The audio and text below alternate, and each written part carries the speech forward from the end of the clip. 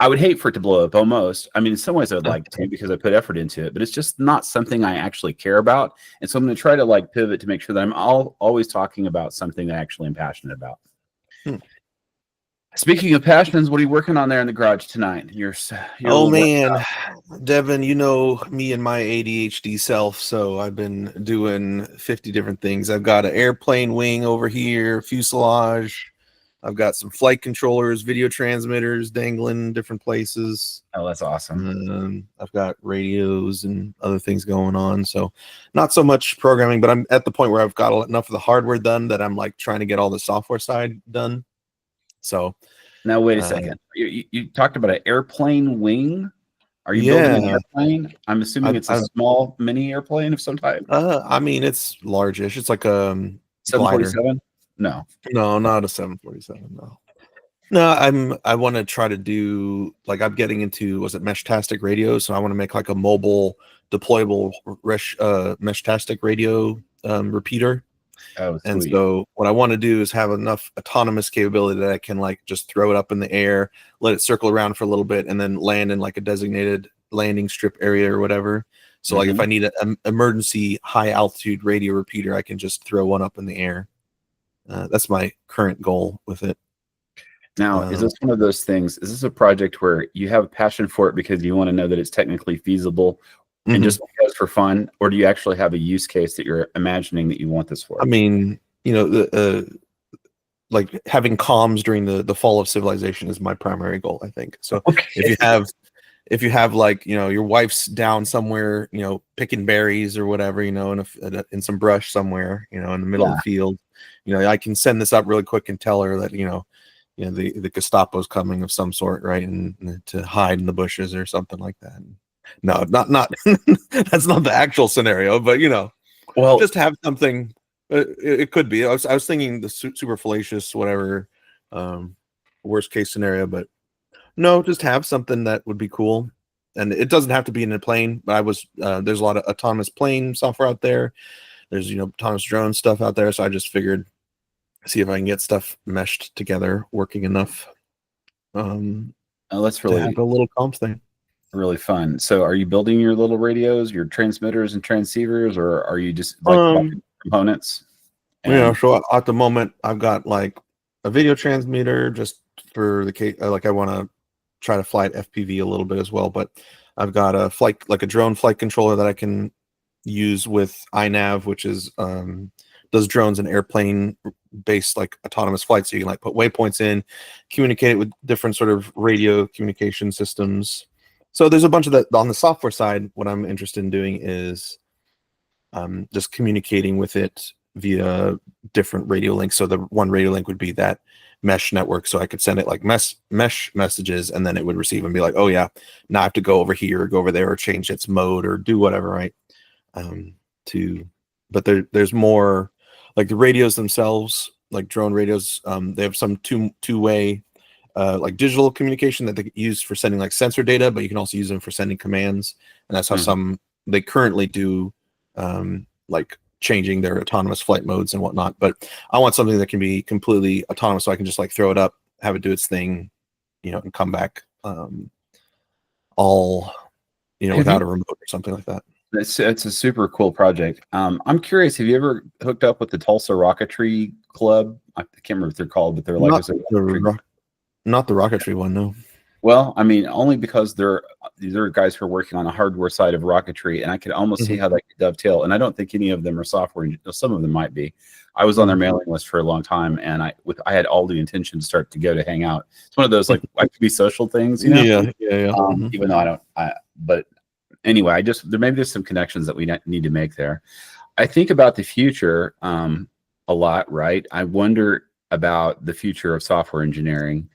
And I wonder if it's smart to be thinking about working on hardware of any kind, because I think it's more of a challenge to like build things with hardware than it is to build software with AIs, perhaps. I mean, yeah. I mean, if you want to throw AI in there, there's just definitely been a few moments where I've been like, okay, ChatGPT, tell me about doing this thing in hardware. What would I need to do these things? And I feel like it can sort of manage that, but like once you I think what we can discuss, during this podcast would be touch similar points, but like getting it to get you most of the way there, or with most of your knowledge, like doing the connected pieces or helping it along, right? Figuring out where its shortcomings are in connecting or getting to a final project that's working, right? It's the physical world that I think Yeah. about. It's like, I think you can get all of the right information on how to build stuff, the hardware. I mean, obviously the LMs can get you there. It's those robotic arms to actually do the assembling that I think is the difficult part today. If you're not good at putting things together, sure. Like there's a lot of people that have never built anything, right? And like I'm assuming like you've built drum kits, guitars, and a few other things, physical things, right? Home maintenance, right? But like some things, right? You're working in small spaces and small confined connections, and if you don't know how to solder or reflow, or what types of digital connections there are, like if you put your transmit pin to your RX pin, or your transmit to your transmit, nothing works, and debugging those scenarios, right? Where like I've encountered language models being helpful in that regard, right? Where you're just give it the error message, give it the error condition, give it whatever the thing it's doing, and be like, oh, did you try this, and this, right? Because it knows contextually the space you're operating in. That's right. And help you do that sort of debugging and what have you. But yeah, on the hardware side, if you don't have that autonomous robotic arm assembling things for you, right? That's correct, right? And you may not be able to actually get to that final solution or final part or final component. Whereas software, you just have a computer and keyboard and the right libraries and binaries installed. Well, this is where our attention should be going these days. Should we be working on building robotic arms? It's obvious that for a while now, the soft jobs are more at risk, and the hardware jobs are going to take longer to implement. And I know that here in the Midwest, I don't know if anyone's got the skills. Well, so we also have this situation now where we have a lot of product manager types right now who are vibe coding. That's pretty massive. Oh yeah. I would say that in addition to all of the progress that we saw with things like video generation, image generation, everything with CNNs, this is where I'm seeing the most movement, and the industry that I think will be the most impacted is the industry that we happen to be in. I could be wrong about that. Maybe it's my algorithm because I'm talking about this a lot, but I'm seeing a lot of noise and traffic about people who are concerned about this. A lot of developer resistance there. Well, there's seems to be kind of two stories, right? You have developers who are saying, yeah, well, look, I tried this with LLMs and something went so wrong, and this could never be done. There's no way we could ever do this without a developer actually being present. It would be idiotic to, and I do think maybe at this particular moment that's true. Like if you were just bringing a vibe coder to replace a software engineer. But then at the same time, there are other folks who are like, no, this is actually kind of working for me, and I figured out a process, and I can actually produce a lot more code.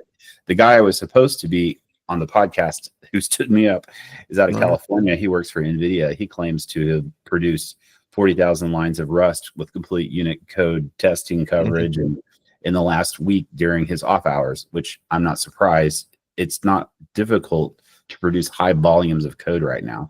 It's just difficult to kind of manage the process, keep everything kind of contained. But I don't see if you look where we were a couple of years ago when we started off with LLMs. I mean, it's only like 2 years ago. It was just ridiculous. I just don't see how this curve. I don't see how we're not into super intelligence very, very soon. And well, not conscious intelligence though, but just like solutioning intelligence. Solutioning intelligence, right?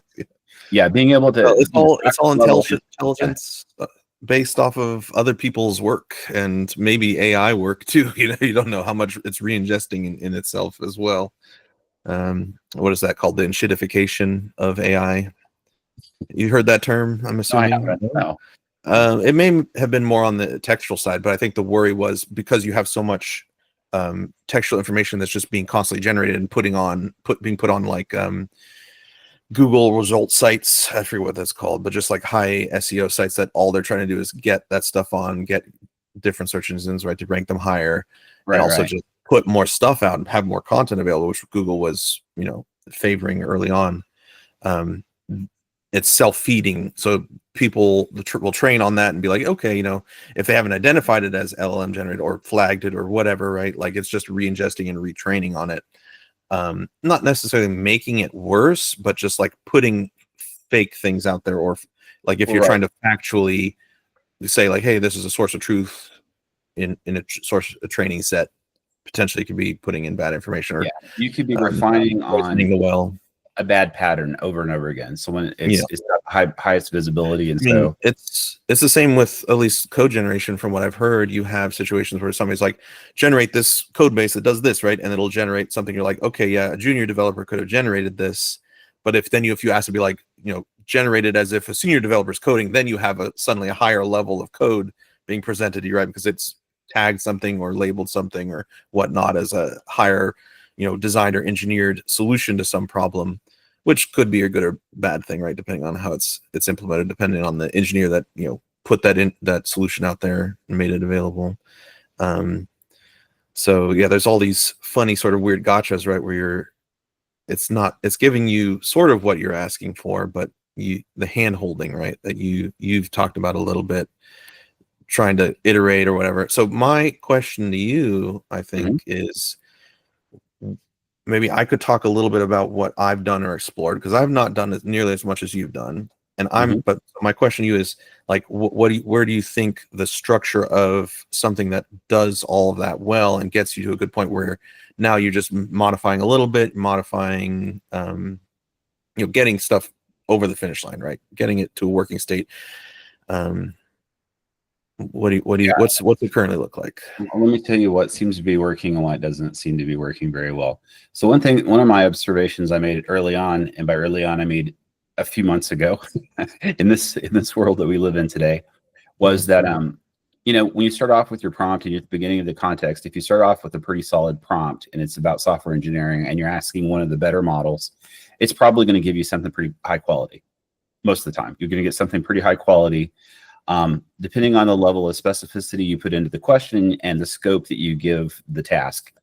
And so over time, as you start to burn through the available context window, and you start to have like this kind of interactive conversation, as you start to veer off and ask questions and go in different directions, it seems like the context gets a little bit more and more confused. And so things that start to bleed into the answers that were from prior parts of the conversation that are not necessarily relevant. So one of my observations was that if you keep it short and you start over with new context windows, start a new chat every time that you're going to start a new little task, that can be helpful.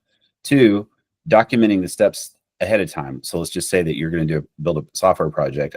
What I'm doing is I'm kind of coming in and saying, creating a high level requirements document at first, and then I'm breaking it down. So let's create tasks for each one of these individual things. So it only has to keep track of that task. And if I can see that task is even satisfied, and I say, create some tests so that I can basically verify that it still runs in the future, then I'm kind of good. It works pretty well until you get a lot of code. Now, when I say there's a lot of code, I mean, like now you've got like hundreds of, I don't know, maybe you even have thousands of lines of code in this project sitting here. And if you're working with one of these systems like Cursor or Windsurf, sorry, or a Claude Code where you can ask it interactive questions, then it will look to the files, right? So it'll start searching through for context. So now it's basically building up that whole filling that whole context window up with things that it just thinks might be relevant based upon what you said. And because there's, once again, a great variety of information in the project, it's just, you get back to that same problem where the context window gets a bit confused. It's like, well, I saw that you had this over here. I saw that you had this over here. A real common problem I've seen is that it will try to, the LLM that you're working with, try to generate things that it's already done before, right? So I'm like, well, I needed a function that does this, and this is where you found it. And then later on, I ask a question. It's like, oh, well, we're not finding that function, so we're just going to write it. Ends up tacking it into the same file where it already exists. And they've got 3 versions slightly different, So you're always having to say in your prompts, be sure to read the complete file before you start. And if you do read the full file, then you've got the long context window. So there's like tricks today to try to make it work, and you can definitely achieve things. But I've also gotten to situations where I'm like, the level of effort it's taking me to tame this thing right now, I could have just written the code. Yeah. But there's a weird disconnect that happens once you get used to using the LLMs and speaking in English to build the code, typing, whatever. It becomes more difficult, I find, to switch context back into developer mode, right? Where I want to put on my developer hat and go, well, I'm just going to look at the code and actually read it, stick a breakpoint in there and like step through the code or do whatever I might do. It's like, it starts to feel like, I don't know if I'm like addicted to the other way of doing it. There's something going on that's making it hard for me to like Mhm. switch the context. And then when the right time is for that. So I would say it's not a perfect situation, but you can definitely. I don't know. There's been a number of things I built recently that I used LLMs all the way. The things that were working for me. I liked Windsurf over Cursor. Windsurf with Claude 3.7 thinking model was really great for a while. And then for some reason lately, I've kind of started feeling like it's crap. And I don't know what happened. I don't know if the model has changed. I don't know. I don't know if it's some of the windsurf releases. They've done some things that don't work so well, but it's just not really hitting the right way. So right now, the most reliable way to get something done is to use Claude Code, which of course is also the most expensive way to get things done. It just really is pricey. Their pricing model is just comparatively expensive. And so it's like, if I really want to get something done, I'm like, okay, fine, I'll throw $10 onto Claude Code and we'll just knock it out. And it seems to be able to keep track. So I don't know what kind of tricks they're using, but they seem to be doing the best job today. So anyway, I that's my haven't messed with any of Claude's models. Do they have any open models that they've released and put on like Hugging Face or something? Or well, you're talking about open weights or open source. I don't know. I don't think so. Weights. Okay. No, I don't think Claude has anything like that at all. I'm just using the paid models. Now, when you go to something like, I'm still working with Llama models. I mean, weirdly, Meta is the champion here of trying to, like, who would have thought, right? Who would have thunk it? Putting out these decent models, but they just, I've downloaded them. I've tried to use them locally, or even if it's remote, it's just not. You're not going to get the same kind of results you are with these closed source models today. So if you're really using LLMs to build things right now and you really need them to work right now, like this is your job, then I think you end up going with the paid models because you need something that can get the job done for you. And it's the best. It's interesting because I think on the coding side, I definitely ask like ChatGPT a lot of coding questions, and I'll be like, hey, I've got these things, dump a bunch of stuff right in the context, see if it can figure it out, solve some problem, just see if it understands like what an error message means, right? If it's part of a mod I'm not using at all. It's an advanced Stack Overflow, right? It's but for the autonomous coding stuff, I've always been trying to like get my local machine to run the models, like at least in a large capacity. Probably because like the stuff I'm working on is NDA, like the one that contract work I'm doing, but then my other work probably not so much as my main job. It wouldn't be as dangerous or whatever, because you're sending all that stuff over, and you sometimes you have those what is it called again, the whatever coders, the managers doing the coding. I'm trying to vibe coders. The vibe coding, right? They don't know not to put like environment variables, stuff, variable or tokens in your environment variables, and not hard code things, and they're just sending everything willy-nilly. And all these large language model providers, they're probably ingesting tons and tons of secrets constantly from context windows and who knows what else. Some of them have policies that let you know, like OpenAI occasionally will make a model available for free if you'll go in and click on a checkbox that says, yes, you can train on my interaction. But by default, it says it won't. So then it's like, do you trust them? Well, it's not so much the training, like it's going to take whatever, a key, and tokenize it and use it to train something. But like, I'm talking about like just the logs that are coming in. Is like, okay, we captured these messages that come in for future training for whatever, right? And then just user or workers at the companies going through things and whatnot. So security keys and things like that. So but I mean, all the people that don't want to know what type of smut they're into, that they're generating like all of their interesting novels or what, they're the ones that are on the local subreddit, local LM subreddit. They're like, hey, what's the best smut generating models out there? So there's like, they'll be on the coder side, will be like, what's the best private LLM that's gonna generate the best code for me? And so now I know all my secrets. I think you're just kind of revealing, Patrick. You said I like local LLMs, and now we know you're a pervert now. Yeah. Trim that out. No, I'm not personally, like, I would probably admit it if I generated smut 24/7, on LLMs locally, but no, it's not. I like things that work in making airplanes and things. And so what when it comes to LLM models, which ones have you tried to run locally? What have you been successful with, and what has not worked out for you? So I think that's what I was saying a little earlier, is like, I'd be curious how yours is. I've been doing a lot of reading and then trying to set up stuff locally and then using it for like 2 or 3 days and getting frustrated